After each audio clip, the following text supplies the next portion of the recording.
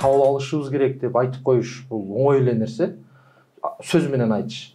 Бирок эми бул жерде өтө көп мындай чоң көйгөйлөр бар. Биринчи кезекте алганда биз эми сырткы достор менен, мисалы сырткы мамлекеттер менен келишимде дагы, мисалы жалпы коомчулукта, мисалы биздин аброюбуз кандай болот? Ошону менен бирдей эле азыркы күндө эгерде бул өлүм жазасы кабыл алыныла турган болсо, биздин укук коргоо органдары, сот органдары кандай тартипте иш алып барат?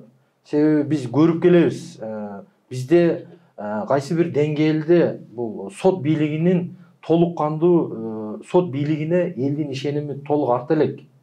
Эң чоң көйгөй бул жердечи кылмышкерге чара көрүүдөн мурун мен ойлойм бизде азыр биз кылып аткан талдоонун алкагында, анан элдин нааразычылык келген даттануулардын алкагында биз көрүп атабыз, укук коргоо органдары көп учурларда жабыркаган, өзгөчө зордуктан жабыркаган аялдарга, анан жаш балдарга басмырлоо, шылдыңдоо аракет кылат, арыздарын алышпайт.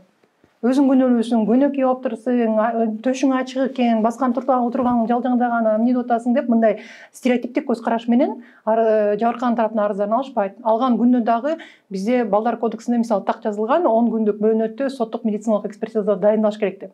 Баланын бир гана дене боюнун экспертизасы эмес, психологиялык абалына экспертиза кылыныш керек. Тилекке каршы укук коргоо органдары аны да аткарбайт.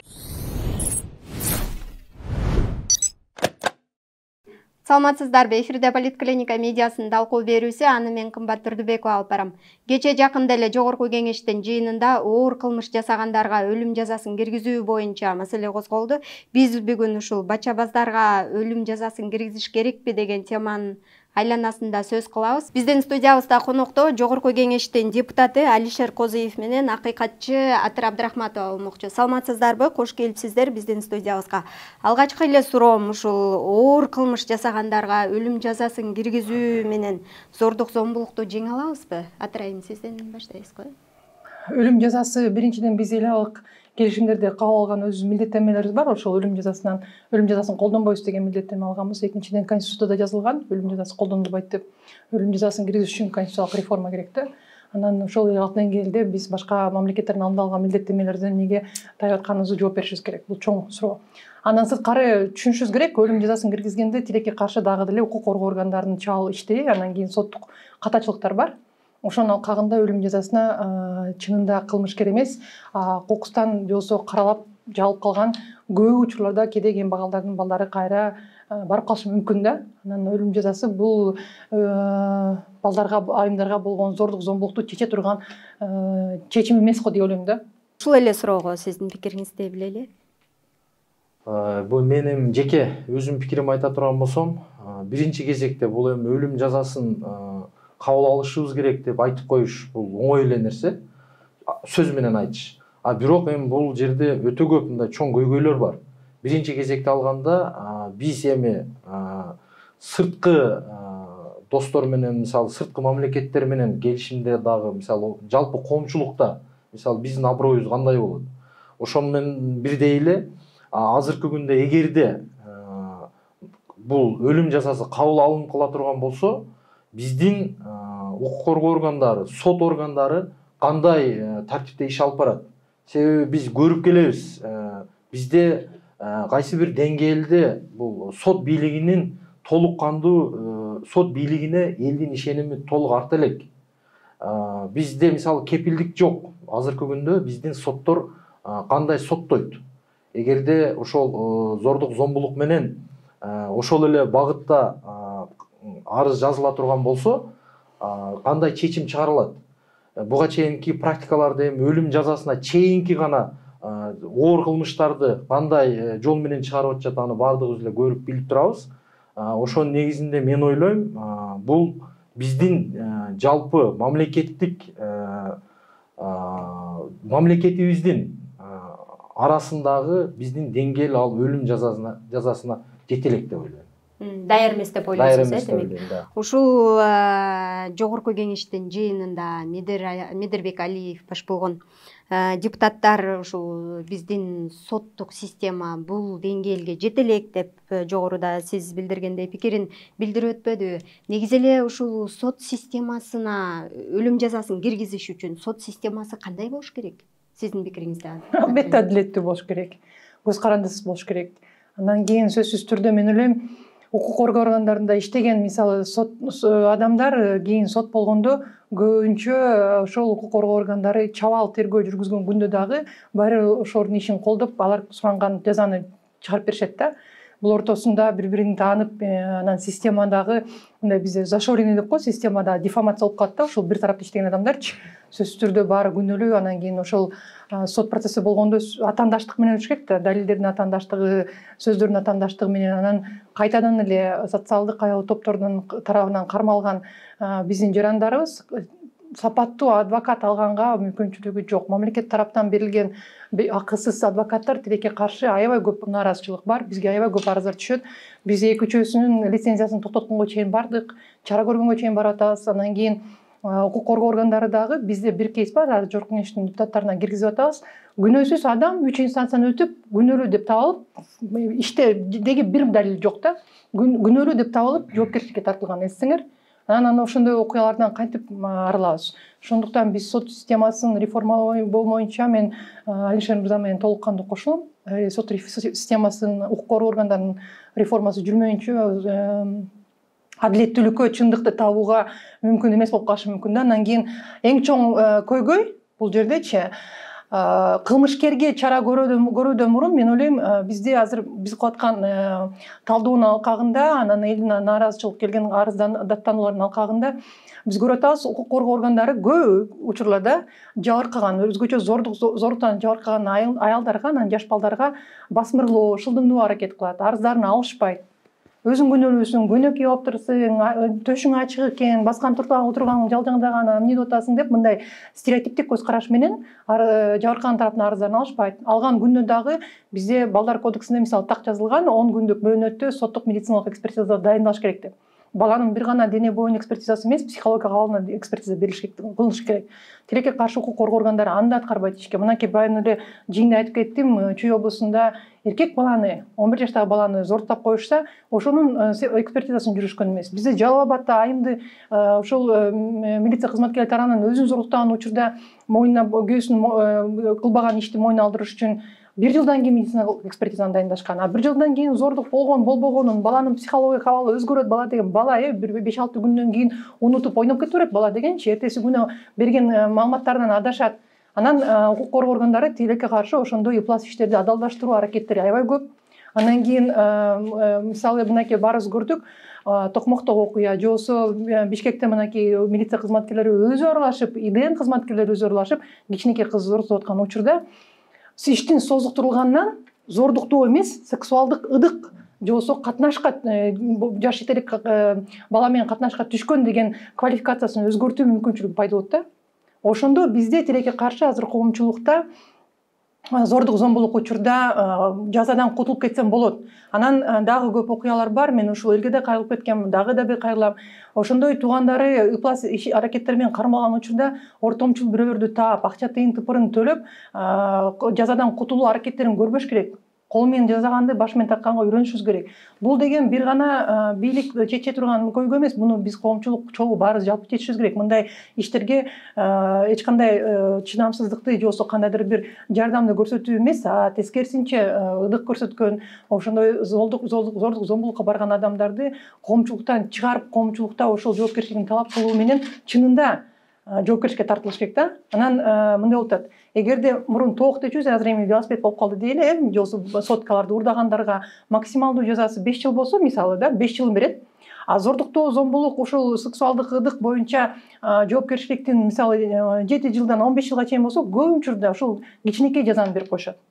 Бул эми мындай бизде чынында коомдо мындай кош стандарттуулук менен башаламандык, акты кара дегенге көнө алганбыз да, бир кандайдыр бир кызыкчылыктардын аркасынан. Ошон үчүн мен ойлойм, тескерисинче биринчи эми жаш балдар өзгөчө биздин эркек балдар мушташып кетет, ар кандай иш аракеттер болот. Андай иштер боюнча көп учурда балдарды жоопкерчиликке тартып соттогон ордуна башка чараны көрүш керек. Мисалы пробация мүмкүнчүлүгү бар.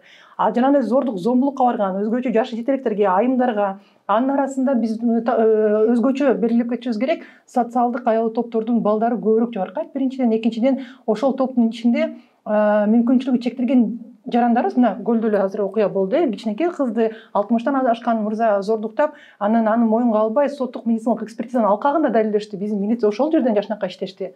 Анан ошондой инвалиддиги бар адамдар дагы өзгөчө мындай жабыркаган топта, муну да коргоп алышыбыз керек. Ошон үчүн биз азыр мамлекет деңгээлинде коомчулук, мынакей депутаттар, биз баардыгыбыз биргеликте балдарга болгон зордук, зомбулук, сексуалдык ыдык болгон иш аракеттерде сөзсүз түрдө жазаны аласың, кутулгус кылышыбыз керек да. Бул биздин ошол юриспруденцияда, укуктук теорияда бар болгон принцип да.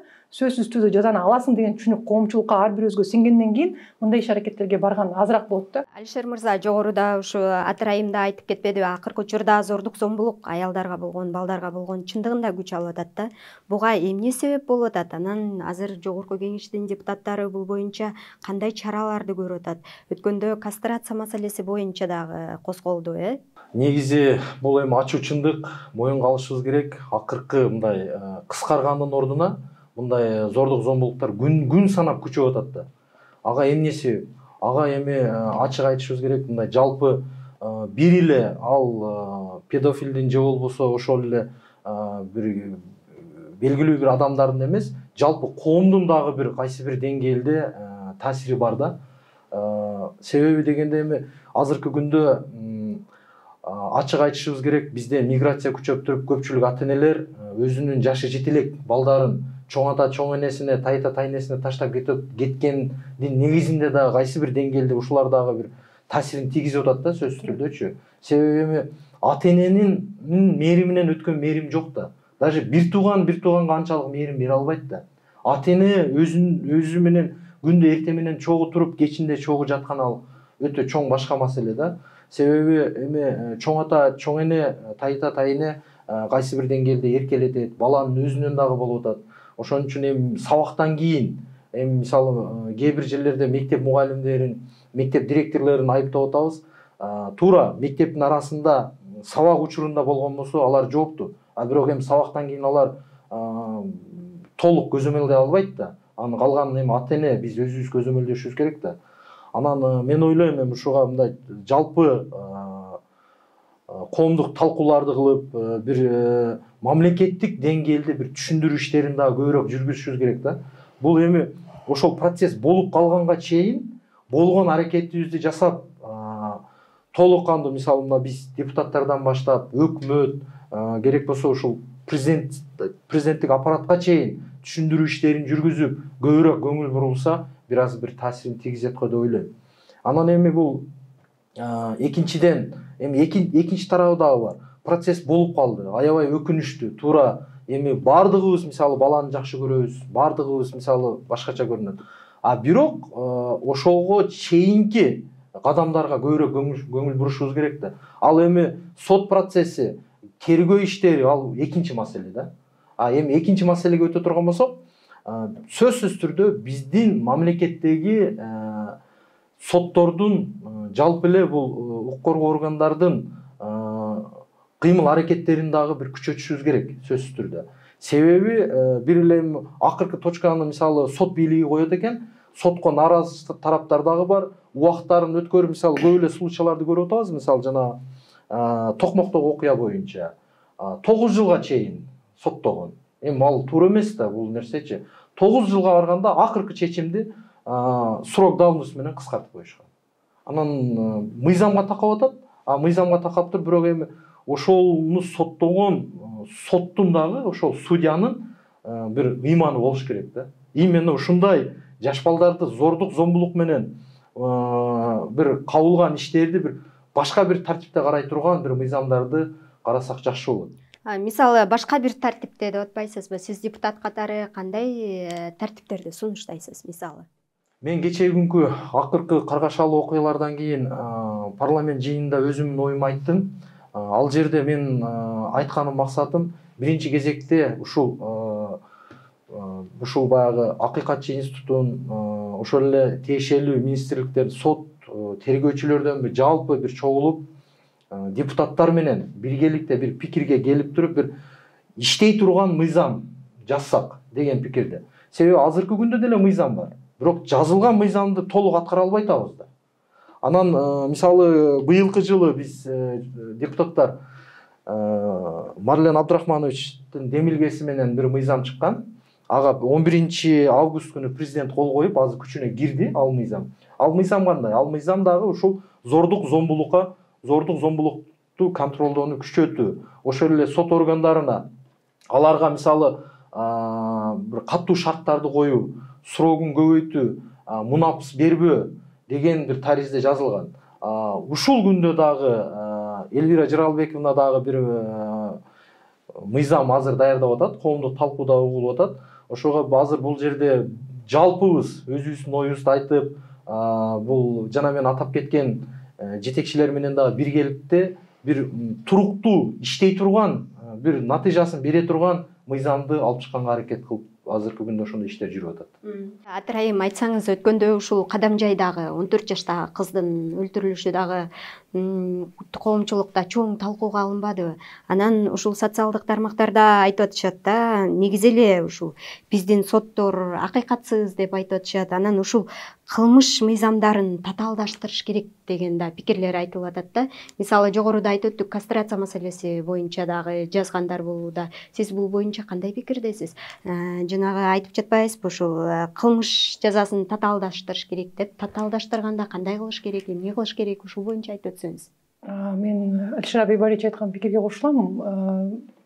Мыйзамдарда татаалдаштырылган жоопкерчиликти мына азыр киргизишти. Мындан мурун дагы 2017 жылы дагы татаалдаштырылуу жоопкерчилик катуу кылынганда, анан бирок ошол бар болгон жакшы мыйзамдын иштешин камсыз кылуу азыр чоң суроо болуп атпайбы?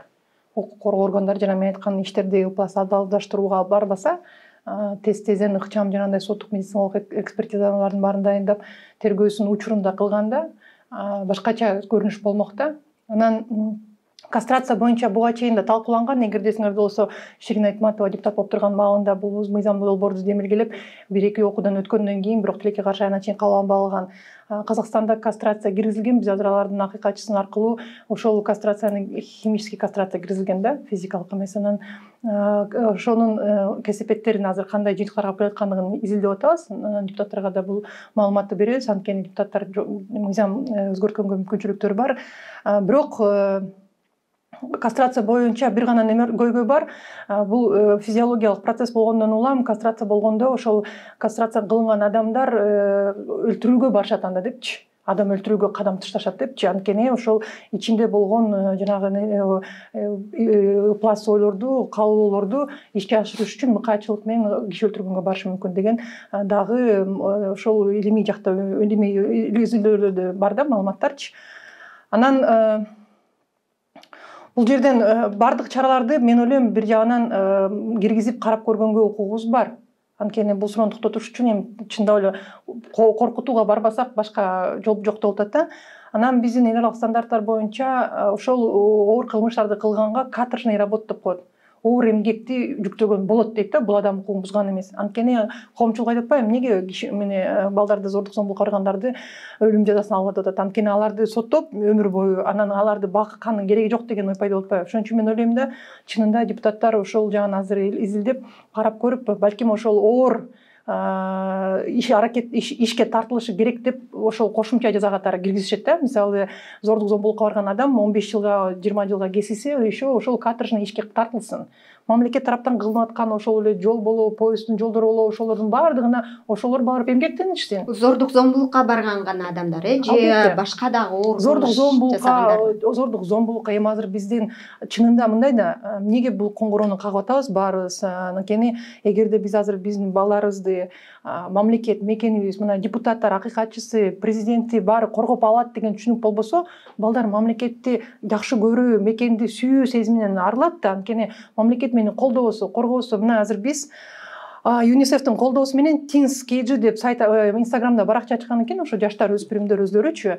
Анан анонимдүү негизде балдардан ошол кыздардан эң таңкалачтуусу, коркунучтуусу бир гана кыздардан эмес, балдардан дагы анонимдүү түрдө арыздаттануулар келип түшөт. Ошондой сексуалдык кыдык, анан кийин кандайдыр бир зордук зомбулук окуялары боюнчачы. Анан ошол жерде биз азыр кызматташуубузду баштап атабыз. Алар анонимдүү алганы менен балдарга түшүндүрүшөт акыйкатчынын макамын. Анан кийин алар ошол коргонууга аракетке даяр болсо, биз кошулуп коргойбуз да. Анан ошол жерде балдардын көпчүлүгүнүн айтканы ата-эне колдобойт. Ата-энеге айтпайм, мугалим, ата-эне мени тескерисинче өзүң күнөөлөсүң деп кодулашы мүмкүн деп коркушат. Анан ушул жерден Айша Айбалич Турамас айтып кетпеди, биз чындап эле коомчулук жалпы иштешибиз керек. Анан ата-эне дагы чынында эми бала төрөгөндөн кийин кандай оор жактай болбосун, эми анын баарын ойлонуп төрөшүбүз керек. Анан бала төрөлгөндөн кийин баланы камкордукка алуу, баланы тарбиялоо, баланын коопсуздугун берүү бул ата-эненин биринчи милдети да. Анан тилекке каршы эми социалдык экономикалык абал, азыр жумуш ордулары мамлекетте анча жакшы деңгээлде эмес болгонуна байланыштуу миграцияга кеткендер көп болуп атат. Акыркы маалымат боюнча азыр Кыргызстанда 87 000 расмий катталган мигранттардын балдары бар. Мисалы, алар мынакей Айша Айбалич Турап кетти. Эң эле көйгөйлүү дагы эле ошол туугандарынан каралбай калып, мына Кадамжайдагы биздин секиле кызыбыз дагы мигранттардын баласы болуп чыкты да. Анан ошол ал жактан дагы ошо ата-энелерге дагы мындай социалдык кызматтар менен тыгыз иштешүү алкагында кандайдыр бир ошол иш аракеттерди, жаңыча форматтарды иштеп чыгышыбыз керек болуп атат өзүбүзчө. Анан азыр эми цифровизация деп баарыбыз кылып атабыз. Соткадан башыбыз чыкпай калды. Чынында бул бир жагынан ишибизди, жашообузду жеңилдетсе, кээжелерден татаалдаштырып атат. Бирок ошол жеңилдеткен жагын карап биз азыр сунуштап атабыз. Жогорку кеңештен да айттык. Ошол тынчсыздануу кнопкасынбы, коопсуздук кнопкасын киргизүү менен, анан кийин азыр мамлекет тарапта бирдиктүү баланы коргоо, укугун бузуу иштерин алдын алуу боюнча система бекитилген эмес. Алгоритмде мындай баардыгы протоколуна түшүнүктүү болуш керек да. Коопсуздук маселеси чыкты, мектеп эмне кылат, милиция эмне кылат, ата-эне эмне кылат, баардыгыбыз да түшүнүктүү болуш керек да. Анан ошол нерселер жок экен. Ошонун баарын бекитип, балким жана коопсуздук кнопкасын киргизсек, соткага жана карта аркылуу эле баарыбыз мынакей жана Facebook'та баарыбыз билебиз го, жана МЧС кырдаалында кабыл алган адамдар кайсы дүйнөнүн кайсы бурчунда болбосун өзүнүн жакын адамдарына бир кнопканы басуу менен маалымат жөнөтүп алат. Ошондой эле ыкма менен биз ошол азыр балдарга мүмкүнчүлүк берсек, албетте милициянын иши көбөйөт. Кез-кезде балдар ошону так түшүнгөнгө чейин көбүрөөк ашыкча, далилсиз балким кандайдыр бир чакыруулар болот. Бирок депутаттар дагы, биз дагы учурунда ошол маалыматтарды көрүп турабыз. Андан кийин эң башкысы, Алишер мырза айткандай, ата-эне камкордук көрбөгөн учурда ата-эне тилекке каршы жанагындай милиция создуктуруп тергөө иштерин, судмед экспертизасын создуктурганда күнөөлүү тарап ата-эне менен кандайдыр бир иш сүйлөшүүлөргө барып, тыйын тыпырын берип, ата-энеси тосмо арыз жазып, ишти кыскартып атышпайбы? Зордук зомбулукка кабылгандардын көпчүлүк бөлүгү ушул калктын аярлуу катмарлары экендиги маалым болуп атат. Эмне себеп болуп атат? Бул жерде муну эми толук моюнга алышыбыз керек. Бир тараптуу эле ата-энелер күнөөлүү дегенден алысмын. Тилекке каршы акыркы болуп аткан иштердин көпчүлүгү ушул бир чоң ата чоң энесинин же дагы бир тууганынын үйүндө жүргөн балдардан эми практика көргөзүп атпайбы? Эгерде эми мүмкүнчүлүккө карап, мен жана сөзүмдө айткандай, жалпы коомчулук, жалпы мамлекет боюнча бир программа иштеп чыгып туруп, мындай биргелешкен бир форматта ушул көбүнчө ушул жаш өспүрүмдөр ата-энеси менен бирге болсо, ата-энеси өзү көзөмөлдөп турса, бир аз жеңилдик болот беле деген ойда. Анан эми мен жанагы сиз айткан суроого дагы кошуп кетейин. Бир эле мисалы мыйзам жазылат, мыйзам өтөт, ал бир маселе. Андан кийин эми ал мыйзамды ошол аткаруу бийлиги, сот бийлиги аткарат. Бирок мындай өзгөчө белгилеп кое турган нерсе, мен жеке оюм, мен дагы эми өз сунушумду берем, могул депутаттар менен жалпы жыйында. Соттоп аткан соттун дагы ишмердүүлүгүн бир камтып кете турган бир тармакты кошушубуз керек да.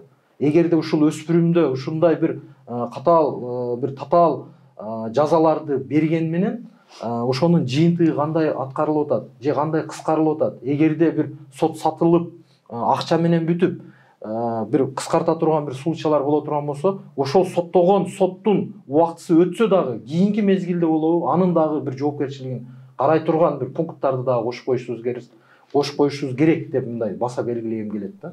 Өзүмдүн сунуштарымды берем деп атпайсызбы? Бул сунушуңузда дагы кандай сунуштарды берген турасыз? Эми дагы азыр иштеп атабыз. Мен эми бул оңой эле айтып кое турган нерсе эмес да. Ар бир сөздү ар бир мненияны бир талкуулап, бир 2-3 күн акылдашып, мисалы буга чейин мына Атыр айыма окшогон юристтер менен кеңешип, жалпылап туруп анан айтыш керек го деп ойлойм да бул. Биз бүгүн ушул зордук, зомбулук, өлүм жазасы боюнча сөз кылып атпайбызбы? Акыркы суроом болсун, ушу зордук, зомбулукту кандайча токтотуу керек? Эмне кылганда биз ушул зордук, зомбулукту жеңе алабыз? Айтып атпаймынбы, баарыбыз жалпы бул улуттук көйгөй деп кабыл алышыбыз керек. Чын эле улуттук көйгөй, анткени биз өсүп келаткан ымыркай балдарыбызды, жаштарыбызды эгерде коргой албасак, анда мамлекет биз дегенге мынакей Алишер Абибалиевич азыр жашынакай бизде Жогорку Кеңеште көпчүлүк депутаттардын жаштар келди, бир курактагы, бир муундагы. Мен ойлойм, ушул биздин муундун алдында турган чакырыктардын бири ушул биздин биринчиден албетте ата-энелерибизге камкордук көрүү, бул пенсия маселесине, пенсиялык реформаны азыр президент ишке ашыра баштады, бирок ошону канчалык жеткиликтүүлүгү, өзгөчө мигрант апаларыбыз, 90-жылдары мигрант болуп кеткендерге көмөк көрсөтүүбүз керек. Ошол эле учурда биздин балдарыбызга коопсуз, сапаттуу жашоо шарттарын түзүп беришибиз керек. Ушул жерде чакырыктардын албетте эң эле көйгөйү бул эме коопсуздук маселеси болуп атат. Андан сырткары көрүп атасыңар, билим берүүнүн деңгээли, балдар арасындагы жанагындай буллинг, интернеттин өнүгүшү менен ар кандай чакырыктар толтура маселечи.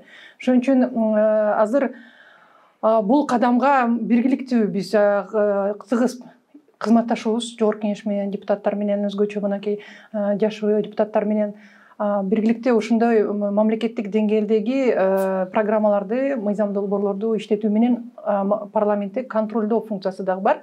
Бир мүмкүнчүлүк биз аркылуу, бир мүмкүнчүлүк комитеттер аркылуу контролдоо иштер ишке ашырышат. Жакында мен билишимче Алишер Абибалиевичтер мисалы кээ фракция алкагында ошол укук коргоо органдарынын ишмердүүлүгүнө баа берүү максатында контролдук иш аракеттерди кылышат. Депутаттар чогуу чыгышып, ошол кыскартылган иштерди, же болбосо прокуратурага сунуштама берип, ошол кыскартылган, же болбосо квалификациясы өзгөртүлгөн иштерди таанышуу менен ар бир ошол укук коргоо органдарынын кызматкерлерине баа берилиш керек. Чынында биз ачык айтышыбыз керек, коркпой өкпөстөн, кайсыл укук коргоо кызматкери мыйзам бузду, ачыкташыбыз керек. Кайсыл сот мыйзам бузду, ачыкташыбыз керек. Мынакей баягы күнү жоопкерчиликке тартуу мөөнөтү өтүп кетти деп эки зортурган адамды актап койгон сот жумуштан дароо кетпеди, анткени коомчулук дүрбөлөңгө салынды, туурабы? Мен ойлойм, ушул тажрыйбаны биз күчөтүшүбүз керек. Соттук чечимдер чыккандан кийин аларга адам укукчанын баа берген биздин укугубуз бар. Биз азыр ошол талдоо иштерин күчөтүү максатында Жогорку Кеңеш менен да кызматташуубузду күчөтүп атабыз. Анткени азыр көрүп атасыңар, тилекке каршы укук коргоо органдары менен сот органдары акыйкатчы өтө эле аракет кылып атат деп бизден коргонуу максатында бул деген купуя сыр бербейбиз деген аракеттер болуп атат. Бирок аны биз Жогорку Кеңештин депутаттары аркылуу чечип, түшүндүрүштер менен баардык иштерди колубузга алсак, аны талдап, кайсыл жерде системдүү катачылык бар, кайсыл жерде кайсыл сот мисалы болушу мүмкүн. Ал мына гипотеза, кайсы бир сот бүт актай берген, же болбосо бүт кыскарта берген иштеринчи. Ошондой соттордун иш тажрыйбасын ачыкташыбыз керек, Жогорку Кеңешке чыгарышыбыз керек, Жогорку Кеңеш булардын жоопкерчилигин караш керек. Анткени билесиңер, сот системасында дисциплинардык комиссиясы бар, Жогорку Кеңештен соттор кеңешинде бир өкүлү бар. Ошол аркылуу көп иштерди өзгөртсөк болот да, сот системасында. Укук коргоо органдары толук кандуу парламенттин контролунда, мен макул эмесмин, министрлер кабинети эч кандай бул Жогорку Кеңештин депутаттарына отчет маалымат бербейбиз. Биз деген өзүнчөбүз, анткени президенттик башкаруу форма өттүк деген туура эмес. Кайсы башкаруу формасын өтпөсөк дагы Жогорку Кеңеш эл өкүлдөрү катары ошол мамлекеттик бийлик бутактарынын иштегенине баа бергенге, жоопкерчиликке тартканга, контролдук функцияларын ишке ашырганга укуктуу. Мен ойлоп атам, азыр менин билишимче ушул контролдук функцияларды күчөтүү боюнча талкуу жүрүп атат Жогорку Кеңештин депутаттарынын арасында. Анан ошол контролдук функцияларын күчөтүүнүн алкагында жоопкерчиликти жогорулатышат. Ошол эле учурда баягы күнү биз фракциядан талкуу кылдык. Бизде мынакей жигердүү жоопкерчиликтүү жаш депутаттарыбыз, үлгү болуп турган адамдарыбыз, инсандарыбыз бар. Бул мен ойлойм, сунуштама айтылды. Биздин депутаттар дагы мисалы ошол кызын баласын мектепке алып барып кайрап келгенин, камкордук көргөнүн, тамак ашын жасап бергенин, оорутса карап турганын, ошондой айоор мындай камкор мамилени, үлгүлүү болуп турган баскан турганды депутаттар да көрсөтүш керек да. Анткени бизде мамлекетте мынакей Жусуп Абдрахманов, Абсамат Масалиев, башка биздин инсандарыбыз өтүп кетишти. Азыркы учурда бизге үлгүлүү отурган адамдар керек. өзгөчө эркек мырзалардын арасында да. Ошон үчүн мен ойлойм, биздин депутаттар дагы, биздин ошол министрлик кабинетинин мүчөлөрү, президентибиз дагы биздин жаштарга үлгүлүү болуш керек. Аялдарга, балдарга болгон камкор, тең укуктуу мамилени ушул адамдар көрсөтүшсө, калганы калабай өзгөрүүгө барат да. Анткени өзгөртүүгө үлгү отурган адамдар да керек болуп атат да. Канткенде ушул зордук, зомбулукту токтото алабыз? Эми бул жерде жана да сөзүмдө айтып кеткендей, биринчи кезекте күнөөлүүнү издебей, биз ар бирибиз ким болбойлу, мектеп окуучусунан баштап ушул жогорку бийликтеги кишилерге чейин ар бирибиз милдеттенмени алышыбыз керек да. Себеби канткенде токтотобуз. Биз эми азыр коом алдыга кетип атат. Анан эми бизде биз өткөн чакты эмес, уже келер чакты да ойлонушубуз керек да. Себеби өлүм жазасын алып туруп биз артка кетпешибиз керек.